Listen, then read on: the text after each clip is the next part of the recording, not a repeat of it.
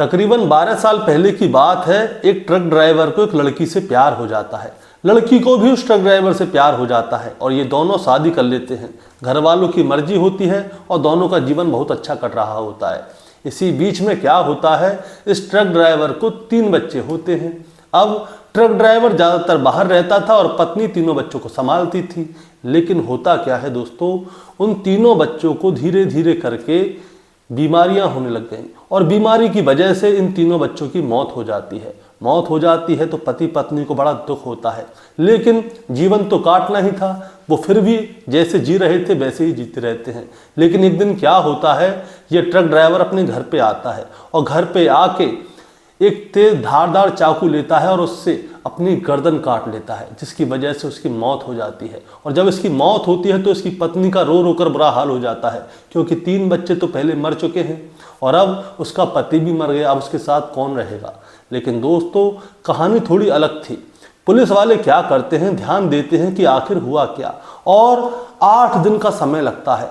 8 दिन का जब समय लगता है तो इसके बाद इस केस का खुलासा होता है। और जब केस का खुलासा होता है तो सभी लोग चौंक जाते हैं जब कातिल का नाम सामने आता है।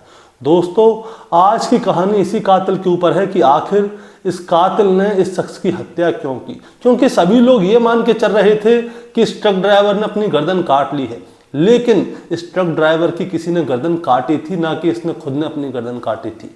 दोस्तों कहानी शुरू करूंगा उससे पहले मैं बस आपसे यही कहना चाहूँगा कि अगर आप मेरे चैनल पे नए हैं तो चैनल को जल्दी से सब्सक्राइब कर दीजिएगा, ताकि रोजाना रात को 8 बजे मैं आपके लिए एक सच्ची घटना की कहानी लेकर आ सकूं।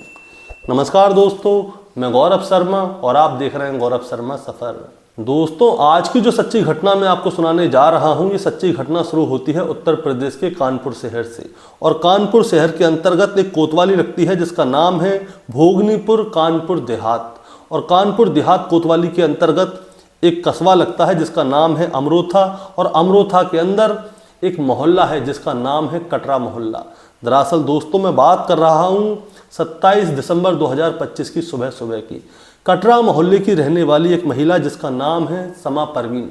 समा परवीन अपने घर के अंदर जोर जोर से शोर मचाने लगती है, रोने लगती है, चीखने लगती है, चिल्लाने लगती है और अड़ोसी पड़ोसियों को आवाज़ दे दे के बुला रही थी। और वो बताती है कि उसके पति कलीम ने अपनी गर्दन काट के अपनी हत्या कर दी है, यानी कि उसने आत्महत्या कर दी है। अब जैसे ही ये वाली बात उसके अड़ोसी पड़ोसी सुनते हैं तो भागे भागे उसके घर के अंदर आते हैं और घर के अंदर आके देखते हैं कि कलीम जो है अपने बेड पे पड़ा हुआ है, उसकी गर्दन कटी हुई है और पूरे बिस्तर खून से सने हुए हैं और कलीम के हाथ में एक धारदार चाकू है। अब जैसे ही अड़ोसी पड़ोसी ये वाला मंजर देखते हैं तो सभी चौंक जाते हैं कि आखिर कलीम ने आत्महत्या की तो की क्यों। अब इतने में ही कोई पुलिस को फ़ोन कर देता है और पुलिस मौके पर पहुंच जाती है। अब पुलिस वाले वहां पे आके देखते हैं तो पता चलता है कि कलीम के हाथ में एक धारदार चाकू है और उसकी गर्दन कटी हुई है। उसकी पत्नी से पूछा जाता है कि इन्होंने किसने किया ये सारी चीज़ें, तो उसकी पत्नी बताती है कि कल शाम को हम शादी में गए थे और शादी में से देर रात को आए थे, उसके बाद हम घर पे आके सो गए। अब मैं सुबह जागी तो मैंने देखा कि मेरे पति की गर्दन कटी हुई है। ये बहुत दिनों से बहुत परेशान चल रहे थे, पता नहीं क्या परेशानी थी, इन्होंने अपनी जान दे दी। अब पुलिस जो है चौंक जाती है कि आखिर इस आदमी ने अपनी गर्दन कैसे काटी। अगर किसी को आत्महत्या करनी होती है तो कोई जहर खाता है, कोई फांसी पे लटकता है, कोई ट्रेन के आगे कूद जाता है, लेकिन अपने हाथ से ही अपनी गर्दन काटना बहुत बड़ी बात है। इसीलिए पुलिस को इस थ्योरी के ऊपर ज़्यादा विश्वास होता नहीं है। अब पुलिस वाले क्या करते हैं, उसके घर की अच्छी तरह से जांच पड़ताल करते हैं, लेकिन कोई भी सबूत हाथ नहीं लगता। इसके बाद पुलिस वाले जो उसका पति है कलीम की बॉडी को पोस्टमार्टम के लिए भेज देते हैं। और पोस्टमार्टम के लिए जब बॉडी जाती है तो वहाँ भी कोई ख़ास चीज़ नहीं पता चलती। पता चलता है कि जो कलीम है उसकी ट्रैकिया कट गई है। ट्रैकिया मतलब कि सांस लेने की नली, वो कट गई है और ज़्यादा खून बह गया है। इसकी वजह से कलीम की मौत हुई है। लेकिन कलीम के शरीर पे कैसा भी कोई और निशान नहीं था, ना ही उसने ऐसा कुछ खाया पिया था। ये था कि रात के समय पे उसने शराब पी थी और उसके पड़ोस में एक शादी थी, शादी में खाना पीना खाया था, इसके अलावा कुछ भी नहीं। अब पुलिस के हाथ में कोई भी सबूत नहीं है।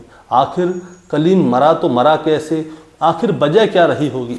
इसीलिए पुलिस वाले क्या करते हैं, कलीम की पूरी हिस्ट्री निकालते हैं कि आखिर कलीम कौन है, क्या करता है, कहाँ का रहने वाला है। तब जाके पता चलता है कि कलीम की उम्र है 42 साल, ये एक ट्रक ड्राइवर है और लगभग 10-12 साल पहले इसने जो है समा परवीन से शादी की थी, लव मैरिज। लव मैरिज के बाद इसको 3 बच्चे हुए थे, लेकिन तीनों बच्चों की जो है अलग अलग समय में अलग अलग बीमारी होने की वजह से तीनों बच्चों की मौत हो गई। अब पति और पत्नी दोनों घर में अकेले रहते थे। ज़्यादातर कलीम जो है बाहर रहता था, वो ट्रक चलाता था और उसकी पत्नी ज़्यादातर घर में रहती थी। लेकिन अब कलीम की गर्दन किसने काटी, ये सोचने वाली बात थी, क्योंकि पोस्टमार्टम की रिपोर्ट में भी कुछ नहीं आया था। इसके अगले दिन कलीम की लाश उसके परिवार वालों के सुपुर्द कर दी जाती है और पूरे रीति रिवाज के साथ कलीम की जो है बॉडी को सुपुर्द खाक कर दिया जाता है, यानी कि दफना दिया जाता है।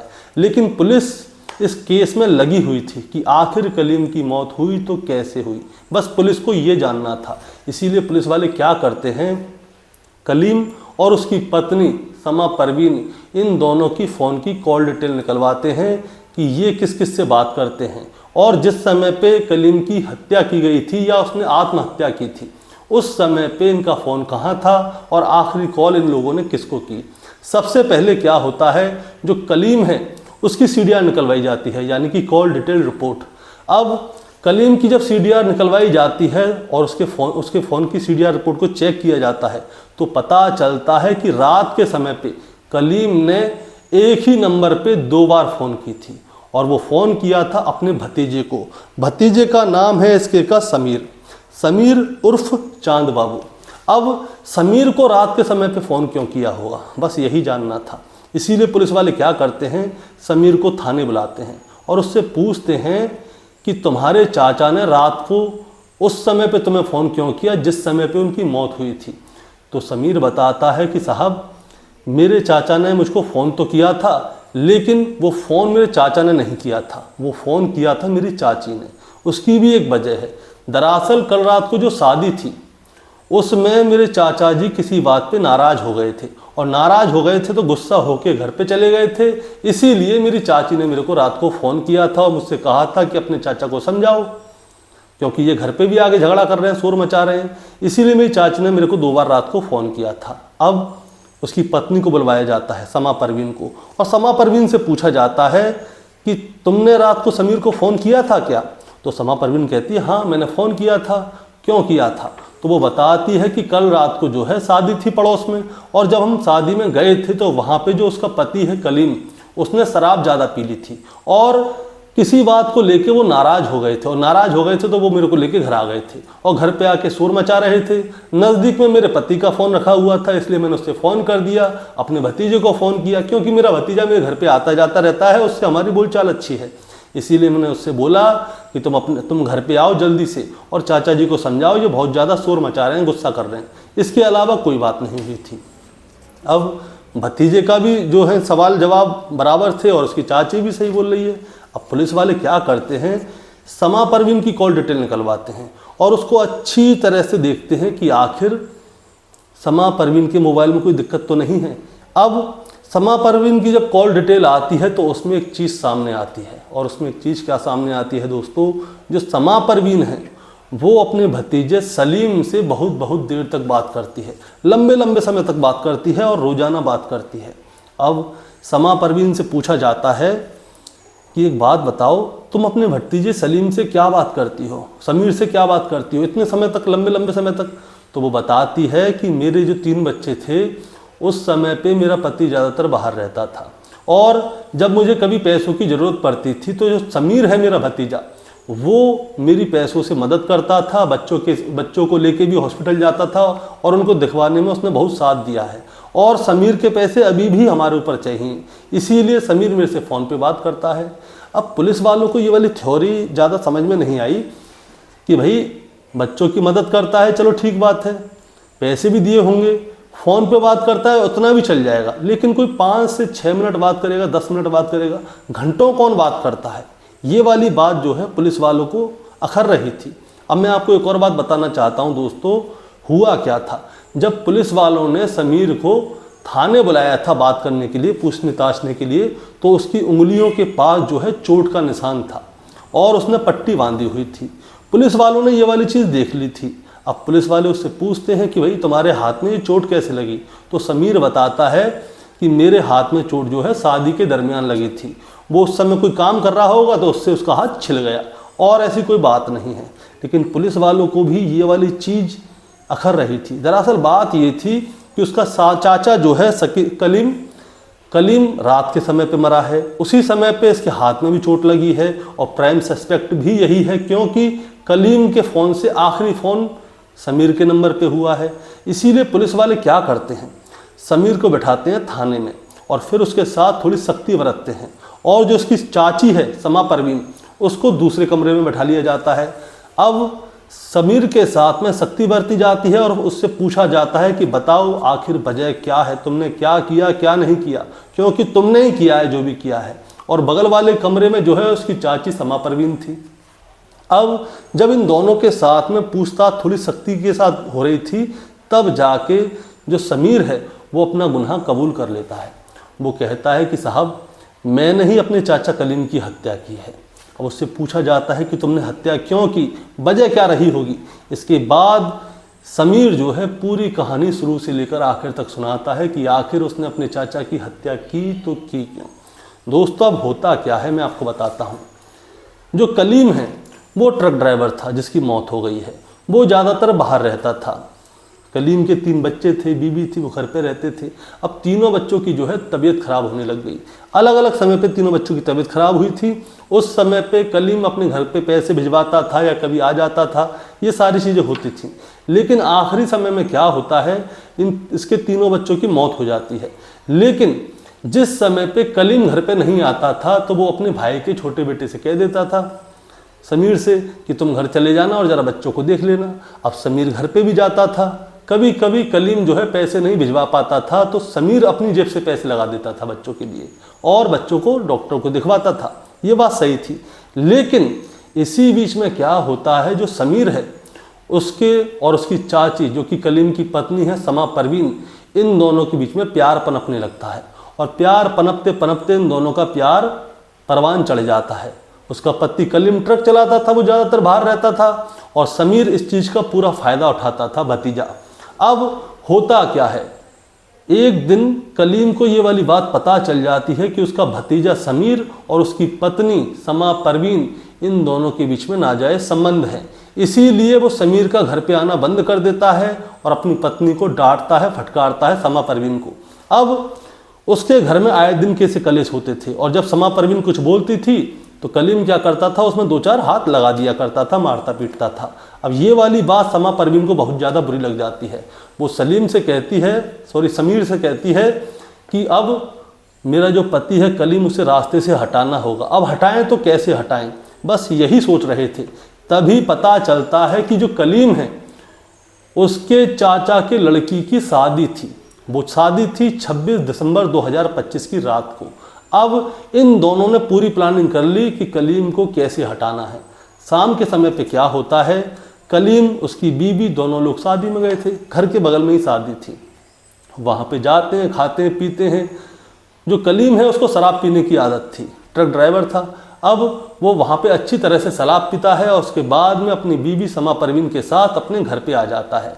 रात का समय होता है और रात के समय पे समा परवीन क्या करती है, वो अपने फ़ोन से समीर को फ़ोन नहीं करती, वो कलीम के फ़ोन से समीर को फ़ोन करती है, ताकि पुलिस को समा परवीन के ऊपर आगे भविष्य में शक ना हो कि अगर कोई बात हो जाए तो पुलिस मोबाइल की डिटेल निकालेगी।